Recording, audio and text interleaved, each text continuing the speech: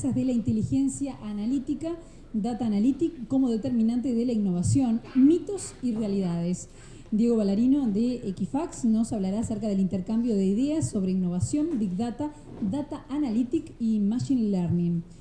Por otra parte, el futuro del trabajo en Uruguay nos hablará Ignacio Mullo de la Escuela de Negocios de la Universidad de Montevideo. Y para finalizar, Roberto Balaguer nos cuenta acerca de las cuestiones éticas en el mundo de los datos transparentes. Él es del Patrick College. Bueno, a las 3, bienvenidas. ¿Esto funciona? Bueno, buenos días a todos. Es un gusto para mí recibir la invitación como para participar hoy acá. Como dice, muchas gracias. Y con distinguidos panelistas y amigos, es un gusto doble. La idea hoy, por lo menos de estos 15 minutos que tengo, es poder compartir con ustedes un poco más global. Sé que estuvieron hablando estos 2 días de un tema que muchas veces cuando uno va al mercado lo mira medio raro. Creo que somos una fauna media particular la que estamos acá hoy. Entonces eso me va a permitir profundizar en algunos temas, ir un poco más rápido en otros, y la idea es compartir con ustedes qué es lo que vemos nosotros desde Equifax y particularmente desde mi visión sobre el tema de inteligencia analítica, machine learning, big data y ese tipo de cosas. Básicamente, para que tengan una idea, según nota que apareció en el Observador hace cuestión de un mes, Equifax maneja cerca de 820 millones de consumidores, información de consumidores, y cerca de 91 millones de datos sobre empresas. Eso es un dato que no voy a decir si es verdad o no es verdad, pero la idea acá, o la idea de transmitirles, es que manejamos muchos datos. Nuestro trabajo es manejar datos, nuestro trabajo es poder generar insight y sobre todo tratar de entender comportamientos. De hecho, me imagino que hemos trabajado para entender el comportamiento de muchos de ustedes. Nuestro score de riesgo, que es el más conocido, está en muchos lugares, no solamente cuando tratan de acceder a un crédito, sino cuando acceden a un celular, acceden a un colegio, acceden a una cantidad de cosas. Lo más probable es que nosotros tratemos de estimar o entender comportamiento de esa perspectiva. Y eso está dado por algo que aparece ahí en la transparencia. Transparencia es ahí una imagen de edad, digamos. En cómo los datos hoy empiezan a ser realmente un recurso estratégico. Y da la idea que este recurso estratégico, a diferencia, como tiene la imagen ahí, del petróleo, que es un bien escaso, realmente los datos hoy es todo lo contrario. Hay muchísimo dato, y nosotros, los que estamos acá básicamente, tenemos que entender que esa generación de datos estructurados y no estructurados, tiene que ser entendido y tiene que generar valor. Y ahí, como ven, yo les puse ahí muchos datos, muy rápido y con diferentes formatos. Para algunos esa es la definición de Big Data. Para mí es una cantidad de información que, como ven ahí, en 60 segundos, 1 minuto, se genera en el mundo esa cantidad de data, que atrás de eso lo que queremos entender es que hay comportamiento. Y no solamente de personas, como ven por un lado, sino a nivel de IoT o Internet de las cosas. Ya las cosas nos van a generar datos y esas cosas también van a tener su comportamiento y se van a complementar mucho en qué es lo que nosotros hacemos o qué es lo que nosotros vamos a hacer en el futuro, que es parte de nuestro trabajo. Y una de las cosas que hablaba como planificaba esto es también entender de que hay mucho, y déjenme utilizar la expresión académica, hay mucho humo alrededor de esto, y creo que nosotros hemos tratado de generar algo que implica educación a los colegas, educación al sector privado, educación también al sector público de cómo manejar sus datos, pero necesitamos ser claros en cómo pasamos de un lado a otro. Digo, no es un milagro que nosotros podamos transformar datos en valor. Hay toda una ciencia atrás y debemos ser conscientes de que necesitamos trabajarla y de la mejor manera. Y la buena noticia, por lo menos para los que estamos en ciencias económicas, es que hay una cantidad de empresas del sector tecnología que se veían como gigantes tecnológicos, que solamente contrataban ingenieros, hoy están empezando a contratar economistas. Y la verdad es que si ustedes ven los 3, 4 nombres que puse ahí como ejemplo, que están trabajando en Microsoft, en Google, otro más en Microsoft, otros en Amazon, son los principales referentes en microeconomía de Stanford, de Berkeley. Entonces la verdad es que muchas de las empresas que, como vimos en la primera diapositiva, están entendiendo que el nuevo recurso estratégico son los datos, están entendiendo también de que hay que empezar a trabajar con los datos para poder entender comportamiento y para poder, ojalá, predecir ese comportamiento.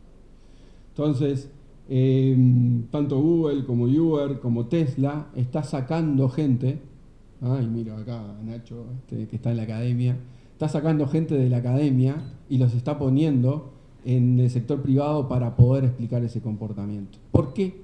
Es la principal pregunta. Y la respuesta es fácil. Nosotros estamos dejando una cantidad de información que eso termina siendo, de alguna forma, base para entender comportamientos.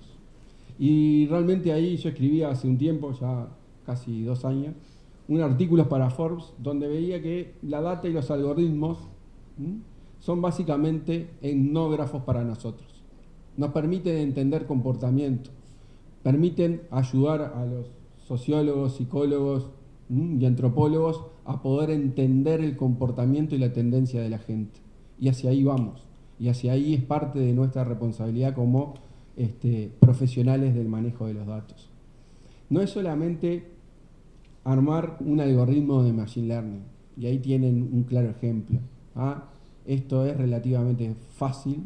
Sé que estaba Microsoft y IBM como referenciados. Yo usé Microsoft particularmente para armar este algoritmo y este ejemplo, pero esto no tiene mayor trascendencia si no entendemos que el Data Analytics es algo más global, si es algo que implica tomar decisiones, si es algo que para nosotros implica generar valor a la sociedad y a las empresas en particular. Entonces, en ese marco, yo quiero remarcar 5 mitos que estoy viendo en el mercado o que veo habitualmente, y por lo menos 5 o 6 formas de utilizar esto. En algunos casos lo estamos haciendo nosotros desde Equifax, en otros casos lo estamos tratando de ayudar a nuestros clientes para que también lo implementen. Y por otro lado son potenciales que vienen y no es tanto ciencia ficción como hay veces que lo vemos. Entonces déjenme repasar de a uno. El primer mito, que lo veo siempre, y algo se comentó hoy, que el Data Analytics es nuevo. No, muchachos, el Data Analytics la verdad es que existe hace muchísimo tiempo. El tema de manejar datos y tomar decisiones, hace muchísimo tiempo que existe. Hoy lo que tenemos es más permeabilidad en la gente de que con datos se pueden tomar decisiones racionales y entender de cierta manera las decisiones irracionales.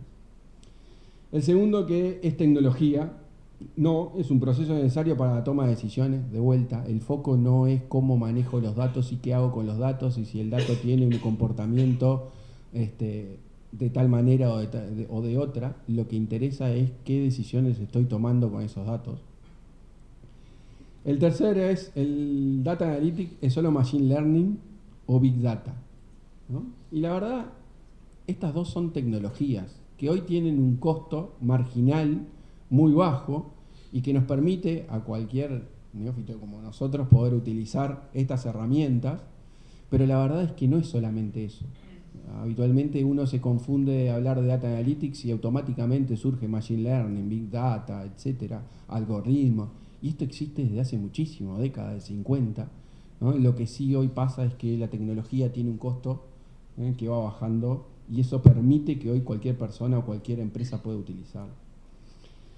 La otra que a mí me gusta muchísimo es el Data Analytics que sirve solamente es el predictive, el que predice comportamiento. Sí, está bien, ojalá todos supiéramos qué pasa en el futuro y que eso esté fundamentado en data, no solamente una bola mágica para poder entenderlo. Pero hay veces que cuando uno toma o analiza problemas de las empresas y trata de generarle valor, muchas veces el valor está en describirle los datos. porque nunca tuvo la oportunidad la empresa de acceder a los datos de tal forma que yo los pueda ayudar a visualizarlos, que pueda ayudar a mostrar qué fue lo que pasó. Ojalá pueda tener más insight y poder entender por qué pasó lo que pasó. Y eso ya es un valor increíble para la gente. Si yo voy mañana y lo primero que le hago es un modelo de regresión o el modelo de redes neuronales para poder predecir qué es lo que va a pasar en el verano del 2019, y lo más probable es que la empresa, si no está preparada, no les entienda qué es lo que le están ofreciendo. De hecho, estamos todos convencidos que lo necesita, pero la verdad es que muchas veces necesita algún paso anterior. Y eso está muy relacionado con el último mito, ¿no? El tema de el data analytics es el mismo para todas las empresas. Y la verdad es que cada empresa tiene su estadio de ciclo de vida en la toma de decisiones. De vuelta, una de las cosas que hemos aprendido y que yo machaco mucho es entiendan cómo toman decisiones las empresas. Entiendan cómo toman decisiones sus clientes, cómo toman decisiones para entender qué forma de data analytics necesitan. Siempre van a necesitar datos para tomar decisiones. El tema está en entender que primero tienen que ver el ciclo de vida de la toma de decisiones de las empresas. Entonces, habiendo dicho esos 5 mitos que para mí son importantes, sacando un poco el humo de la cosa, déjenme mostrarles qué sí permite el Big Data, el Machine Learning, las plataformas, Hadoop particularmente, que es lo que estamos trabajando nosotros en Equifax a nivel global. ¿Cuántos de ustedes han tratado de escoriar alguna población? Levanten la mano, ¿sí? Todos, 1, 2, 3, 4. Y habitualmente le lleva un poquito de tiempo. Y la verdad es que lleva mucho tiempo. Nosotros le hemos calculado más o menos 10 segundos por persona. Si yo quiero escoriar la población del Uruguay, hagan la multiplicación. Es bastante tiempo. Ahora, si aplicamos modelos con plataformas de Big Data y demás, hoy, y esto no es una estimación, esto es un dato, en Equifax podemos escoriar toda la población de Estados Unidos en 2 horas. O sea, son cerca de 50 terabytes de información en 2 horas. Y eso no se daba con la tecnología que existía hasta hace 4 o 5 años. Esto permite empezar a trabajar no solamente con muestras, sino empezar a trabajar con poblaciones de datos.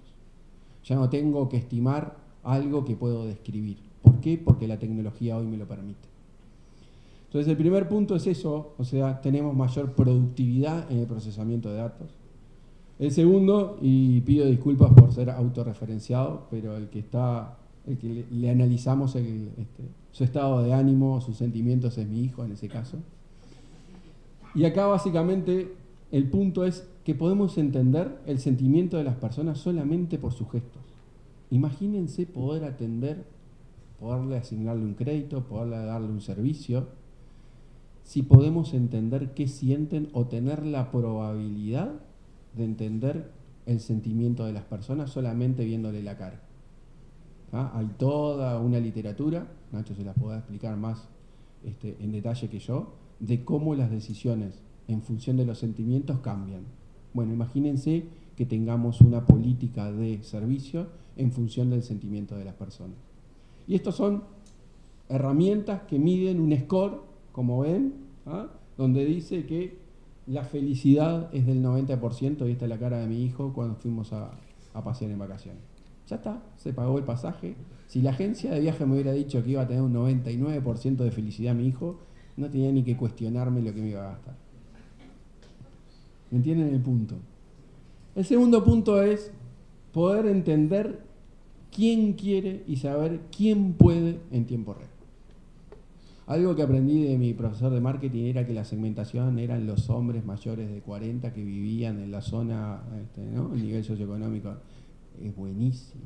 Hasta que traté de implementar eso en la realidad y entendí que la segmentación necesito tener otras variables, que es quién tiene la necesidad, quién tiene el deseo de satisfacer esa necesidad y quién tiene los recursos para satisfacer esa necesidad. La verdad es que si yo hago una encuesta acá, ¿quién quiere un Porsche de ese nivel? Creo que todos levantamos la mano.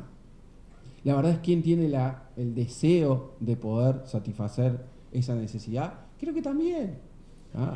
¿No? Todo. Ahora, ¿quién puede? Levante la mano. Así genera un amigo nuevo. La verdad es que eso hoy yo lo puedo saber. Yo puedo entender en función de cómo tuitea o cómo se expresa en las redes, a quién le puede interesar la compra de un bien o de un servicio, y en tiempo real también escorear su capacidad de acceso al crédito o su nivel socioeconómico y poderle hacer una oferta al mismo Twitter o al mismo SMS porque tengo los datos atrás.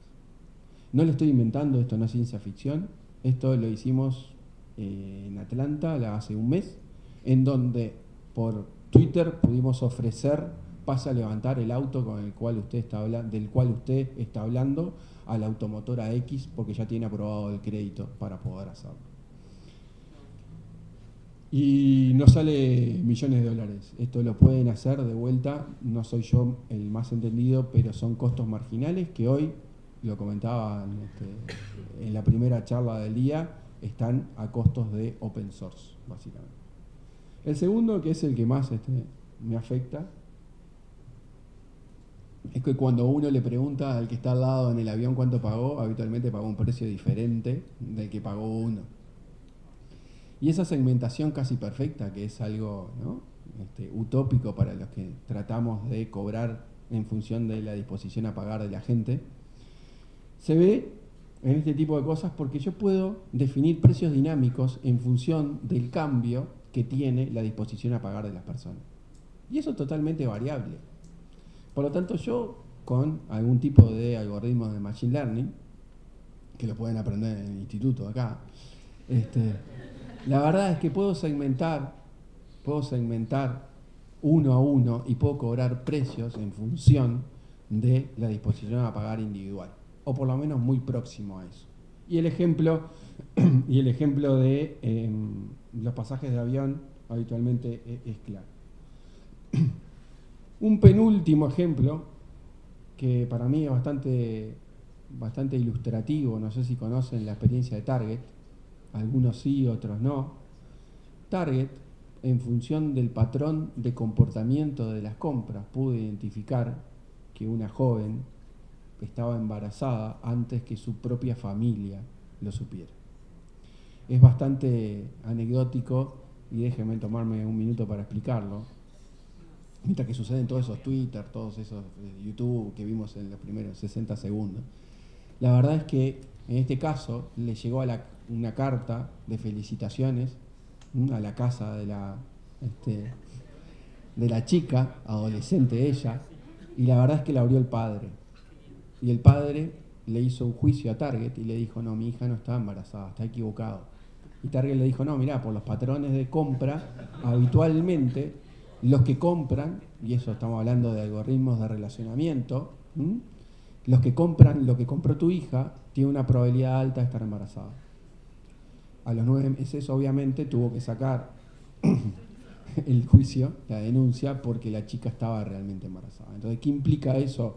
Adelantarme a las necesidades que tiene el cliente solamente por analizar los datos y armar modelos predictivos. Por último, a nivel de sector privado, disculpe, la explicación de por qué Tesla vale tanto si lo que estamos hablando es de un auto particular. Y acá lo que estamos hablando es de cómo recolecta información de cómo manejamos. Y extrapolen todas las ideas que se me ocurrieron a mí, que son seguramente van a ser más de ustedes, de la información para el diseño de ciudades, para cómo podemos convivir en sociedad, en las ciudades, si yo tengo cada 10 horas todos esos millones de millas para analizar. Entonces, la verdad es que el Internet de las cosas es esto, no se imaginen otra cosa, es poder recabar información de sensores que explican comportamientos individuales. Y por último, para que se asusten un poco más, hay un profesor de estadística muy bueno de la Universidad de San Andrés, les recomiendo sus clases de Twitter en sus clases de estadística por Twitter, muy buenas, en la cual Walter Sosa lo que dice es que está muy bien mantener el tema del IPC y el análisis de la inflación según ese índice, pero la verdad es que está bueno meter también Big Data, está bueno hacer el uso de información de fuentes que no son tradicionales, porque el IPC se calcula de hace más de 100 años.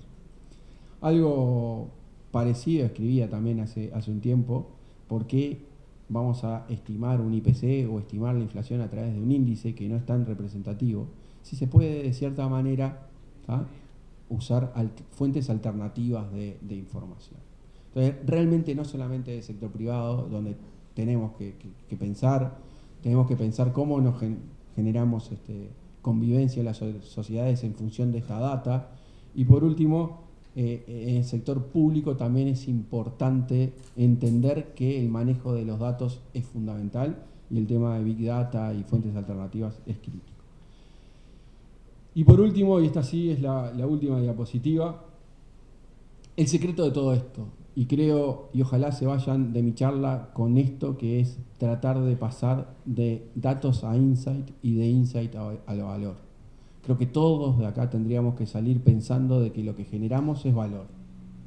Y si ese valor no es reconocido por las empresas con las cuales trabajamos o en las cuales trabajamos, realmente no hemos logrado nada con el Data Analytics, solamente tener un buen trabajo que nos divierte, pero a nivel de impacto es bastante negativo. Y esto es un artículo que tiene algunos años del MIT, pero básicamente déjenme llevarlos a esto, y es, traten de enfocarse en las data les va a llevar mucho tiempo, el ordenarla, el generarla, el limpiarla, pero después empiecen a pensar en insight, no en datos, insight. Traten de diseñar esos insights en función de la toma de decisiones de las empresas y de los individuos.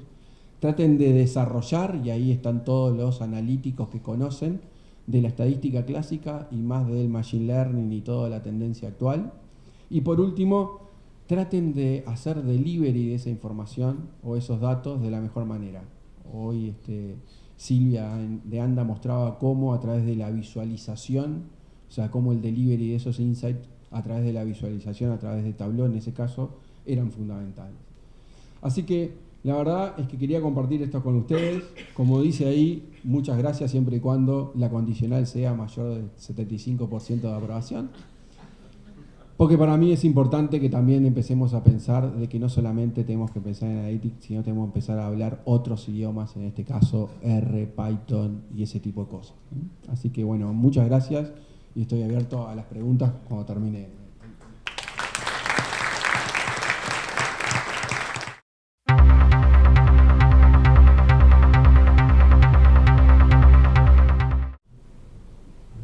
Bueno, es un gran gusto estar aquí con ustedes. Yo voy a pasar acá adelante para hacer la presentación, que es bastante diferente a lo de Diego. O sea, es también sobre implicancias que tiene el avance de la tecnología en general y en particular la inteligencia analítica, pero enfocado a las necesidades y problemas que tiene en particular el mercado de trabajo.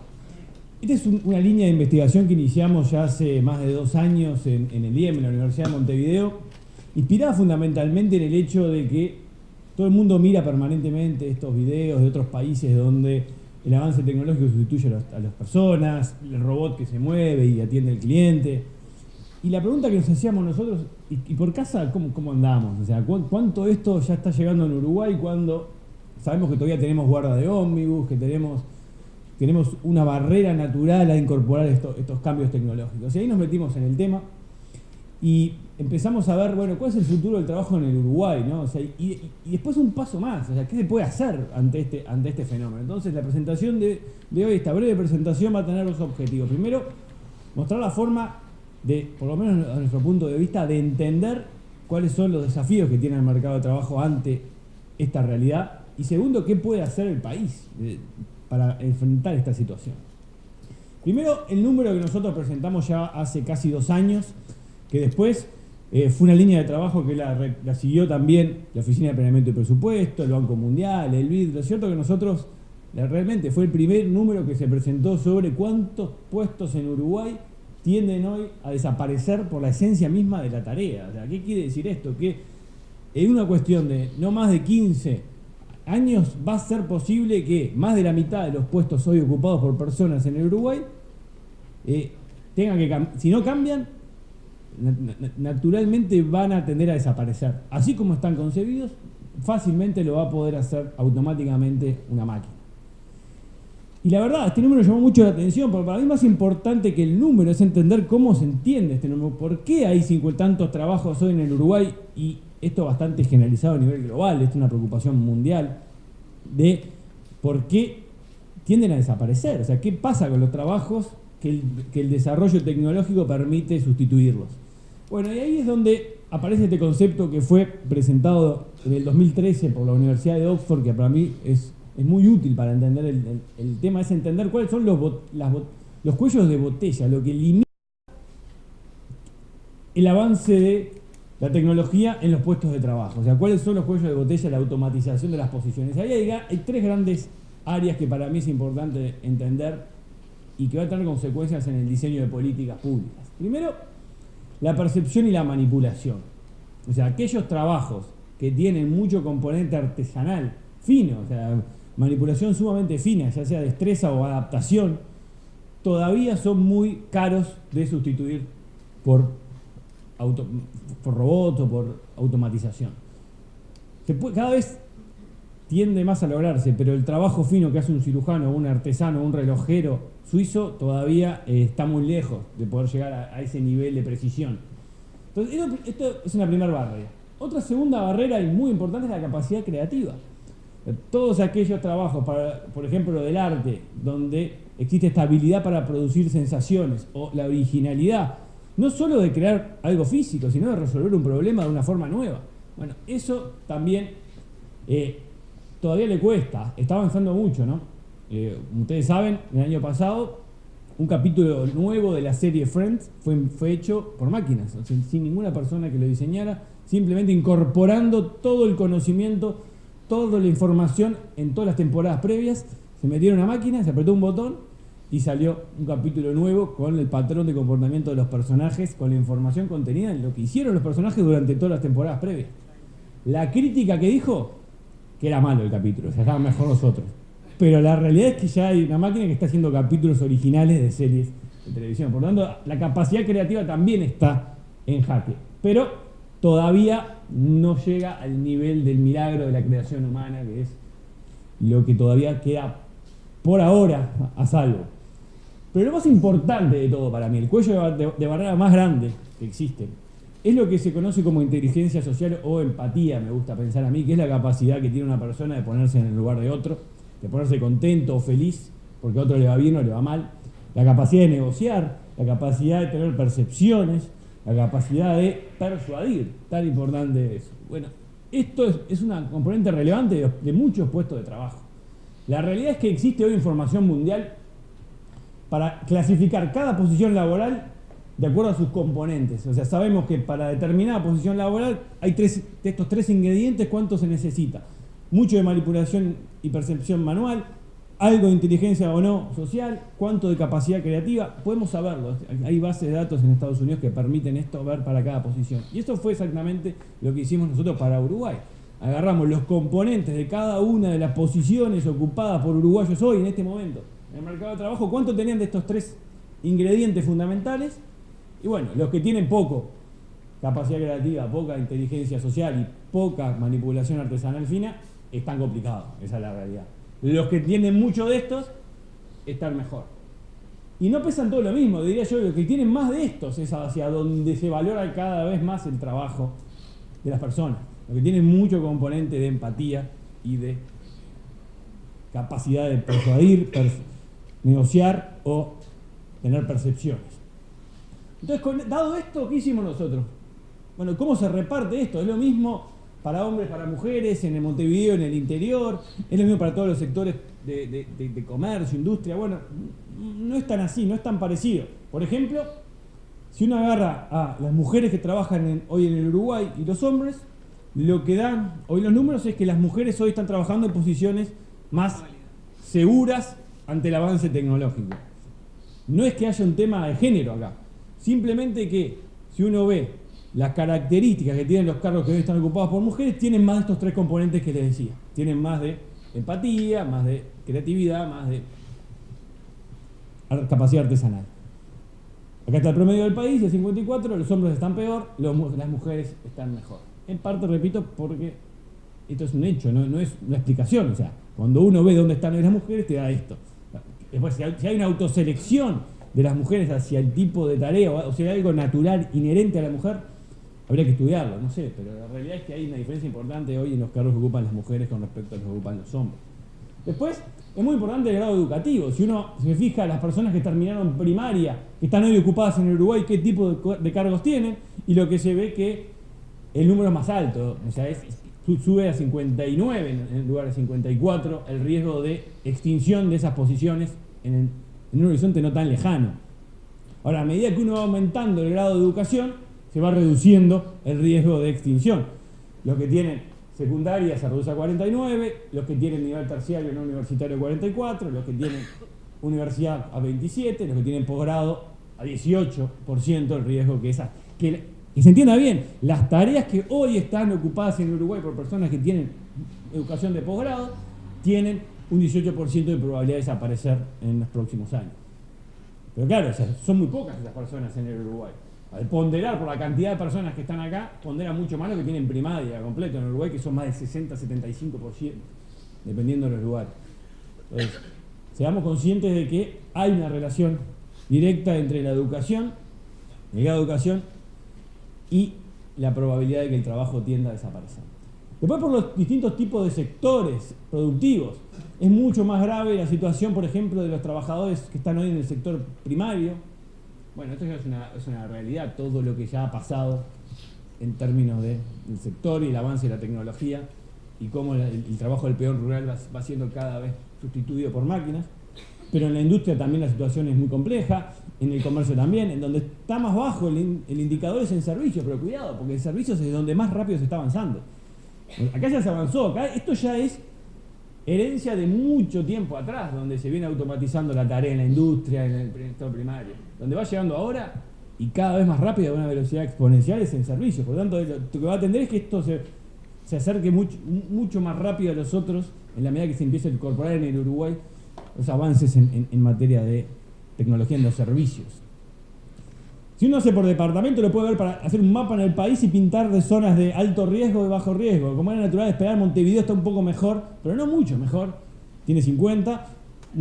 Por ejemplo, poner un ejemplo de la zona gris, que es la zona intermedia Soriano, la zona negra, la más complicada, por ejemplo, Cerro Largo, que es la gente que trabaja en Cerro Largo, tiene una alta probabilidad de que su trabajo tienda a desaparecer. 3 ejemplos paradigmáticos para cerrar la idea y que quede bien claro. O sea, pensemos hay factores que pesan a favor o en contra de que el tipo de trabajo tienda a desaparecer. Por ejemplo, una mujer que tiene un posgrado, trabaja en el sector servicios y es en Montevideo, ese tipo de trabajo que hoy tiene está bastante a resguardo. Es muy baja la probabilidad que tienda a desaparecer una persona con esta característica. O sea que tiene alta educación, trabaja en el sector servicios, está en Montevideo y es mujer. Ahora, un señor, un hombre, que también tiene posgrado, pero que trabaja en el sector financiero, intermediación financiera, y también está en Montevideo, ahí se empieza a tener un grado mucho más alto, porque la tarea que realiza es bastante más reproducible que la que hace una persona del sector salud. Bueno, el que está peor, que está realmente en el horno, es el peón rural, ¿no? que es un hombre que tiene primaria completa, que trabaja en el sector agro, que está en el interior. Esa posición tiene una altísima probabilidad de desaparecer en el horizonte del norte, si ya no desapareció en muchos casos. El número lo quiero poner en perspectiva, porque en Estados Unidos se habla del 47%, entonces uno diría, no es nada, tío, no tenemos 54, Estados Unidos 47, no estamos tan mal. Pero cuidado, si uno pone en números uruguayos esta diferencia, en otras palabras, si Uruguay bajara de 54 a 47 el grado de extinción de los puestos de trabajo, estamos hablando de 120.000 personas que estarían en un puesto más saludable en cuanto al avance de la tecnología. O sea, es mucho este ratio. De hecho, podrían existir políticas asociadas. Nosotros creemos que se podrían enfocar políticas en este sentido y que la discusión salarial y la discusión laboral debería incorporar esto, el tipo de cargo que se está discutiendo, y ponerse como objetivo ir bajando esta ratio para asegurar la sustentabilidad de los puestos de trabajo. Ahora, ¿qué se puede hacer? Bueno, se puede hacer mucho, pero hay 3 áreas fundamentales. Ni que hablar que en la educación. Este gráfico muestra que los países que tienen más estudiantes robotizables, yo voy a decir que tienen obviamente mayor riesgo de extinción de los puestos de trabajo ocupados. Y lamentablemente en Uruguay hoy tenemos un 56% de estudiantes que están ingresando al mercado de trabajo que son robotizables. ¿Qué quiere decir esto? Que son personas que de acuerdo a pruebas internacionales no logran sacar un nivel mínimo de resultado que les permita resolver una tarea compleja.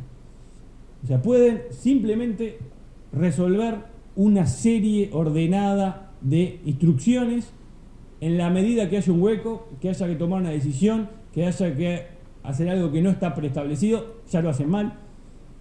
Son muchos, son más de la mitad de las personas que hoy están ingresando al mercado de trabajo en el Uruguay. Por lo tanto, la situación es realmente dramática si pensamos que tenemos este panorama que es parecido al de América Latina, números muy similares, el mismo dilema se está discutiendo en toda América Latina, es bastante distinto que países avanzados, que es mucho menor el problema que están teniendo las nuevas generaciones que entran al mercado de trabajo. Entonces acá, obviamente, si lo que hay a nivel de los trabajos del futuro se dice incansablemente es que lo que domina es la incertidumbre, no se sabe bien cómo van a ser ni qué va a haber que hacer. La única certidumbre que hoy tenemos en Uruguay es que el actual sistema educativo nos está dejando mal parados para esa situación de incertidumbre, porque las herramientas, lo que sí se sabe son las herramientas, no qué se va a hacer, pero sí que se va a necesitar capacidad de adaptarse, capacidad de razonamiento, capacidad creativa, empatía, todo eso se tiene que incorporar de lleno en el sistema educativo. Tenemos una regulación laboral que también juega en contra. ¿Por qué juega en contra? Por la forma como está estipulada la negociación colectiva en el Uruguay, donde en un convenio colectivo se establece exactamente qué puede hacer y qué no puede hacer una persona en el cargo. A mí me gusta pensar y decir que la regulación de los convenios colectivos laborales en Uruguay se parece más en un programa, como el que mostraba Diego recién, para que haga un robot o una máquina que una persona. Que establece, esta persona que trabaja en este cargo puede moverse 10 centímetros para la izquierda, 1,5 metros para la derecha, y si se mueve 2 metros, ya eso pasa a la posición siguiente, que se llama auxiliar 2. Entonces, tenemos preestablecido dentro de los contratos de trabajo una programación para un robot, no para una persona. Eso juega en contra de lo que necesitamos, que es darle flexibilidad, darle amplitud y darle la posibilidad que estas 3 barreras fundamentales, que son la capacidad creativa, la empatía y la capacidad artesanal, puedan explotar en el buen sentido, puedan ejercerse, que las personas las puedan llevar adelante y a partir de ahí aportar valor al trabajo. Por lo tanto, hay un enorme desafío en la regulación laboral en ese sentido. Y finalmente, hay un tema también importante que parece alejado, pero que tiene una arista muy relacionada con el asunto de las posiciones laborales, que es la apertura comercial. Este gráfico muestra que los países que son más abiertos, que tienen menores tarifas al comercio internacional, son los que tienen menores riesgos de automatización. Distintos canales, a través de la apertura, uno logra que las posiciones laborales ocupadas se vuelvan menos robotizables, con menor riesgo de extinción. Entonces, ahí otra batalla que el Uruguay tiene que avanzar y estamos perdiendo en los últimos años.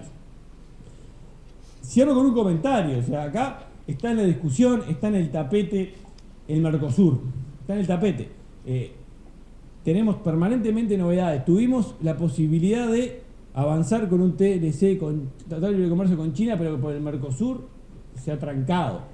Uno de los argumentos que se pone sobre la mesa de la preocupación de un acuerdo con China, miren cómo le voy a atar con lo anterior, es que hay 35.000 personas que trabajan en el sector fundamentalmente de la industria, que si entran productos chinos, ¿qué pasaría? O sea, perderían automáticamente su posibilidad, aunque ya están entrando hace mucho tiempo, ¿no?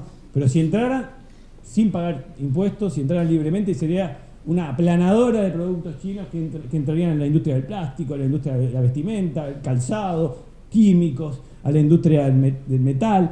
Bueno, todo eso, son más o menos 35.000 personas en Uruguay, se verían muy perjudicados. Déjenme decir una cosa.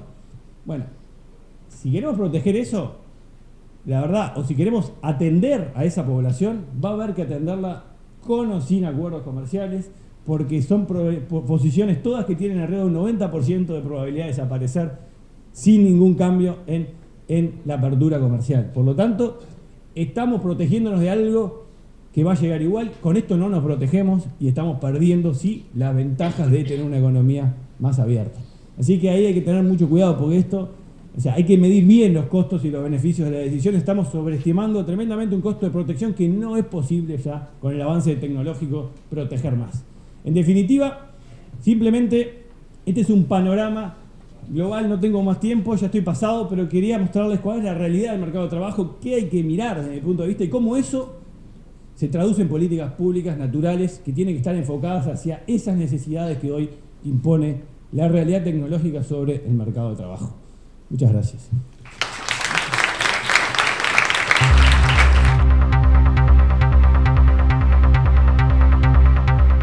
Muy bien.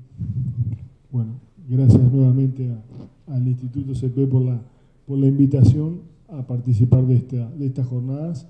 Y un poco como había sucedido el año pasado, y hablando con Mauricio, siempre desde mi lugar, digamos, de psicólogo, investigador de todo lo que tiene que ver con tecnologías digitales, me toca como el papel de cierto abogado del diablo, de estar del otro lado y pensar, por lo menos pensar algunas cosas que tenemos por delante en función de todas estas cosas tan interesantes que hemos estado viendo a lo largo de estas 2 jornadas, ¿no?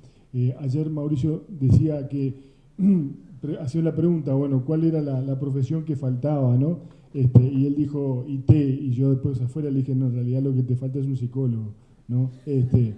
No por él, no digo, que era claro, no era nada personal, era, claro, no venía así la cosa, sino que era, digamos, porque cada vez más, y Diego hablaba de etnógrafos, ¿no? Y Ignacio acaba de hablar de que las profesiones vinculadas con la empatía, con lo social, son las que menos estamos, digamos, expuestos a irnos para el banco, así que bueno, yo estoy tranquilo en este lugar de los 3, soy el que tengo más chance de seguir trabajando. Y bueno, y un poco, digamos, desde ese lugar contarles algunas cosas que a mí me parece que de repente tenemos claro, seguramente, digamos, esta población que está acá, que sean gente muy interesada en esto, para algunas cosas para ustedes pueden ser muy obvias, pero para el común de la gente quizás no, que tiene que ver con la ética, ¿no? La ética en un mundo de datos transparentes. Yo trabajo mucho, digamos, con todo lo que tiene que ver con la privacidad, con lo que tiene que ver con el manejo de la intimidad, con los riesgos, con todo lo que sucede eso, sobre todo en las poblaciones más jóvenes o más vulnerables también, ¿no? Pero hay un montón de cosas digamos, de lo potencial de lo que se puede hacer que nos invita a reflexionar, y la idea es compartir algunas ideas para poder reflexionar en torno a eso. Y una primera idea proviene de uno de los, yo diría uno de los grandes gurúes de esta época, que es don Mark Zuckerberg, ¿no? Que decía en un escenario en San Francisco a comienzos ya de 2010, decía que los usuarios de Internet se han vuelto más confortables compartiendo más información online, con más gente. Por lo tanto, la privacidad no era más una norma social, ¿no? Esto, mi lectura es que es una suerte de expresión de deseo de Mark Zuckerberg, digo, como suele, digamos, el problema es que cuando Mark Zuckerberg hace una expresión de deseo, muchas veces se vuelve realidad. Ese es el otro problema que tenemos, pero no lo podemos solucionar desde acá. Pero, digamos, pensar que no es más una norma social, está bravo eso, ¿no? Cuando Diego mostraba el scoring, decir que en 2 horas se puede hacer un scoring de la población de Estados Unidos. ¿Ustedes se han puesto a pensar el alcance que tiene eso? El alcance que tiene, por ejemplo, que, digamos, mañana 2 compañías, ¿no? Al azar voy a elegir una Google y otra Facebook, diga, bueno, vamos a volvernos bancos o vamos a volvernos proveedores de servicios de salud. Bueno, sería complicado, porque, digamos, ya no tenemos que preocuparnos de la SQL, base de datos, no hay que preocuparse de nada. Con solo el historial de búsqueda de ustedes y de sus padres, y de repente capaz que en algún caso hasta de los abuelos, es posible hacer un scoring casi que perfecto de a quién darle y a quién no darle, cuánto darle y cuándo ir a cobrarle antes de que sea un incobrable porque no va a estar más. Claro, o sea, nosotros todavía estamos en una etapa, digamos, de empezar a entender los modelos predictivos, ¿no? O sea, estamos como, yo noto una diferencia del año pasado a con referencia a los modelos predictivos, hay más. Pero ¿qué pasa con la prospectiva? Que era el otro paso siguiente. Cuando yo te digo, mirá, a la familia fulano no se le puede dar un crédito de nada, ¿no? ¿Por qué? ¿Porque son malos pagadores? No, porque se mueren jóvenes. Pero no estaba eso, no había ninguna base de datos que se mueren jóvenes, nunca preguntamos, ¿usted tiende a morirse joven o viejo?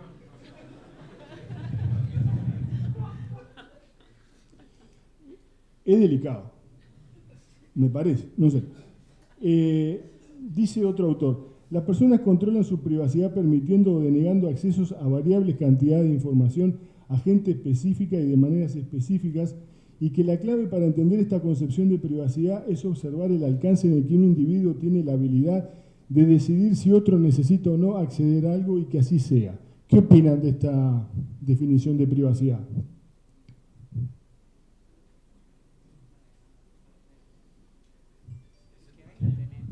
¿Cómo?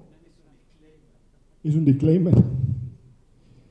A mí me parece que es razonable.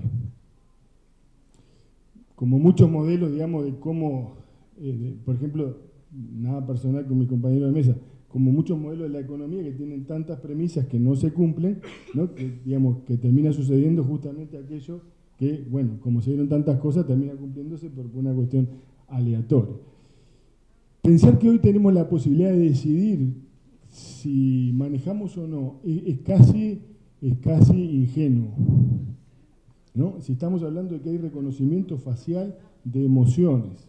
O sea, ya con la propia cámara de seguridad cuando entres, ¿no?, al casino o al servicio de salud o a pedir ese crédito, va a ser posible, ¿no?, ver si, como el hijo de Dios, si está contento o no, si está nervioso, ¿verdad?, si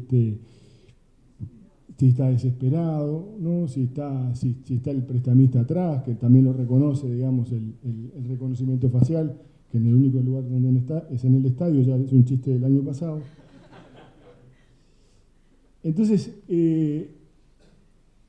realmente, digo, tenemos que ponernos a pensar, porque nosotros podemos creer ilusoriamente que podemos manejar eso, pero se nos fue de las manos. Y la regulación todavía eso no lo considera, todavía no lo está pensando. O sea, todo esto, digamos, todo esto que está pasando con los algoritmos nos parece fascinante. A mí me parece fascinante poder pensar, bueno, yo puedo hacer un clúster de esto y de lo otro y agrupar. Es fascinante, a todos nos encanta, pero hay otra dimensión ética por detrás, que es ¿quién va a regular eso? ¿No? ¿Qué va a pasar cuando todo sea transparente? Cuando el propio Internet de las cosas esté brindando datos, ¿no?, y esos datos alguien los agrupe. Y este año, en marzo de 2017, cuando el Congreso de Estados Unidos libera a los proveedores de Internet para que puedan vender los datos a cualquier empresa, esa es la llave de paso que se abre para que esto suceda.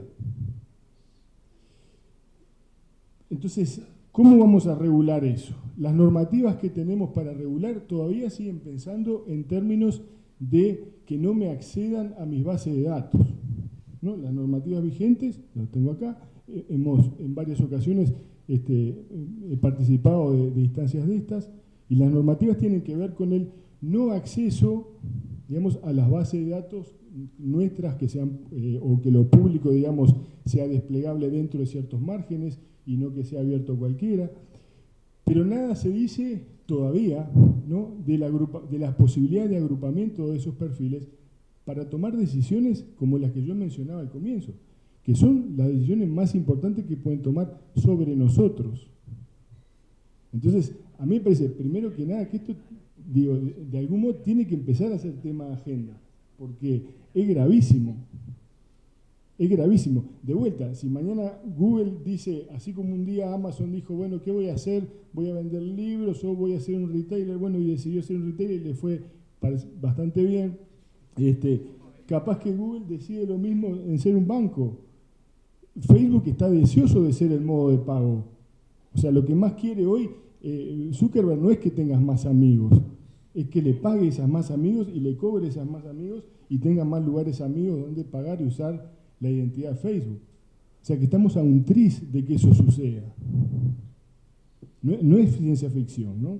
Y las normativas todavía no hablan de eso. Y ya hay alguien que se adelantó, que es China. No hicimos un TLC, podíamos haberlo hecho, y de repente nos daban el social score a cambio, que es algo que se empieza a implementar ya y para el 2020 va a estar terminado, ¿no? Que le otorga a cada ciudadano un puntaje basado en sus interacciones diarias y decisiones financieras. Y el score puede ser afectado por deuda, hábitos de gastos y también interacciones sociales. Pero se van a ir agregando las interacciones sociales, como en esto, no sé si lo han visto, temporada 3, capítulo 1, Black Mirror, se las recomiendo. Temporada 1, capítulo 1, no se las recomiendo. Pueden odiarlo, es el del chancho. Es un poco bizarro para mi gusto. Pero les recomiendo sí pensar en esto, porque China ya lo está implementando, ¿no? Lo está implementando, o sea que el capítulo de Black Mirror, les cuento para los quienes no vieron Black Mirror, bueno, les cuento el final. No, véanla porque vale la pena. Digamos, tiene que ver con los likes, tiene que ver con un capítulo, ¿no?, que se llama En Picada, y como una persona a partir de las interacciones va perdiendo su ranking social, su scoring, ¿no? Pero es un scoring distribuido por cada interacción que tenga. Y vamos camino a eso, ¿no? China ya lo implementó. Así como China ya implementó el seguimiento a través de su app en los celulares, ¿verdad?, de saber dónde está quién y quién es quién y qué edad y en qué lugar. Digamos, hay un mapa de calor de los chinos, que es un mapa grande porque son chinos, ¿no? Claro. Yo les quería contar, en los minutos que me quedan, yo trabajo en cosas que a veces ya me da hasta, después de decir esto, me da cierta vergüenza, ¿no? Decir, bueno, yo trato de trabajar en cuidar la identidad digital, trato de trabajar con los jóvenes para que cuiden su identidad, cuiden su reputación, manejando las preocupaciones de los adultos que suelen ser estas, ¿no? Los datos concretos que brindan los chicos, los datos explícitos. Voy a la escuela 83, ¿no? Caso Brisa, ¿no? Voy a tal lado, trabajo en tal lado, juego al baby fútbol en tal otro lado, ¿no? Son datos explícitos y en general datos reveladores de filiación, ¿no? Dirección, club, colegio, plaza, ¿no? Y esta es la preocupación de los adultos, que está bien, está muy bien, porque nos están pasando cosas complicadas, ¿no? Pero el peligro está puesto afuera, son los otros los malos, no los que pueden acosar, grooming, sexting, pedofilia, ciberbullying, todo eso es cierto, ¿no? Pero si yo comparo todo eso con lo que acabo de decirles, esto es mucho más grave, es mucho más estructural. Digamos, lo prospectivo de esto puede llegar a ser tenebroso, ¿no? Entonces, no hay que preocuparse tanto de repente de los potenciales ataques a los datos, robo, lo mismo, porque ya no hay necesidad de eso, porque nosotros mismos los estamos dando. Y hay una interesante cosa en torno a la juventud y la privacidad, que es la retórica, la edad. Pensamos, ¿no? Los adultos tendemos a pensar que los más chicos, los más jóvenes, son menos precavidos con el manejo de la información. Y eso no es cierto. O sea, somos igual de tarados, todos por igual, ¿sí? O sea, las variables que discriminan la estupidez no está dada por la edad. Esto se puede comprobar empíricamente, es muy fácil, ¿no? Tenemos muchos amigos grandes y niños inteligentes, ¿no? Entonces, la retórica de la edad no es un tema. El peligro mayor está adentro, en los datos no estructurados que los damos en base a comportamientos, en base a situaciones, ¿no? Diego hablaba de las emociones, pero podemos hablar también de todas las situaciones en las que nos vemos tentados a hacer determinadas cosas, ¿no? De hecho, el último premio Nobel, Taylor, ¿no? Es básicamente un psicólogo con aditamentos de economía, ¿no? O sea, un psicólogo que sabe de economía, digamos, ¿no? Por eso es importante contratar a un psicólogo, ¿no? Todo vuelve a lo mismo, ¿no? Y bueno, yo por acá dejo, tendría más cosas para decir, pero como estaría bueno de repente poder charlar, lo dejo por acá. Muchísimas gracias.